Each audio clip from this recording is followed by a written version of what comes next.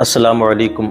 जैसा कि आपको पता है कि शब महराज करीब है, तो शब महराज में क्या करें और फिर शब महराज के बाद यानी कि महराज की रात के बाद आने वाले दिन में रोज़ा रखना है या उसके अगले दिन रखना है, किस दिन रोज़ा रखना है रोज़े के ताल्लुक़ से, और फिर शब महराज में कोई ख़ास इबादत है जो इशा के बाद हम कर सकते हैं। तो आज इसके ताल्लुक़ से, रोज़े के ताल्लुक़ से, इन चीज़ों के ताल्लुक़ से बात करेंगे और एक तरीक़ा भी आपको बताएंगे जो एक आसान तरीक़ा है जिससे कि आप अपनी इबादतों में इजाफ़ा कर सकते हैं। देखिए, याद रखिए, शब महराज हो, शब बरात हो, लैलतुल क़द्र हो, ये जो रातें हैं, इन रातों में अलग अलग फजीलतें हैं और इन रातों में जब आप इबादतों की तरफ जाते हैं तो फिर अपने आप को इस तरीके से बनाइए कि ज़िंदगी की और जो आम रातें हैं उनमें भी आप ज़्यादा से ज़्यादा अल्लाह तबारक व तआला की इबादत कीजिए।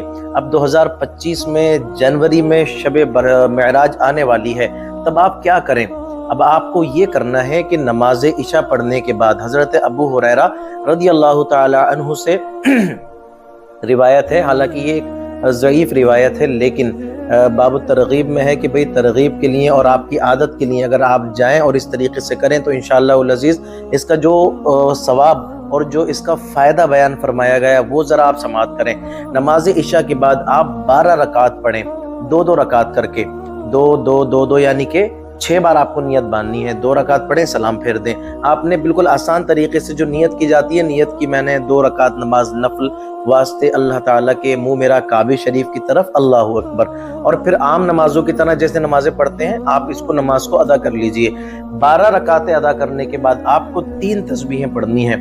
पहली तस्बीह है उसमें सुब्हानल्लाहि वल्हम्दुलिल्लाहि वला इलाहा इल्लल्लाहु वल्लाहु अकबर, ये आपने पढ़नी है 100 मरतबा ये तस्बीह। और दूसरी है अस्तगफिरुल्लाह अस्तगफिरुल्लाह अस्तगफिरुल्लाह, ये 100 मरतबा पढ़ना है। और तीसरा है दुरूद पाक, जो भी आपको याद हो। अगर आपको कोई भी याद नहीं तो आप सल्लल्लाहु अलैहि व आलिहि वसल्लम, ये 100 मरतबा पढ़ें। और उसके बाद फिर आप अल्लाह तबारक व तआला की बारगाह में मुकम्मल तवज्जो के साथ रोकर गिड़गिड़ा कर दुआएं मांगें। अगले ये आपने रात में करना है और फिर उसी रात में आपने सहरी खानी है 27 तारीख के लिए, 27 तारीख का रोज़ा रखने के लिए। और फिर अल्लाह तबारक व तआला से अफ्तार में भी और ये रात को ये रकातें पढ़ने के बाद भी खूब दुआएं करनी है।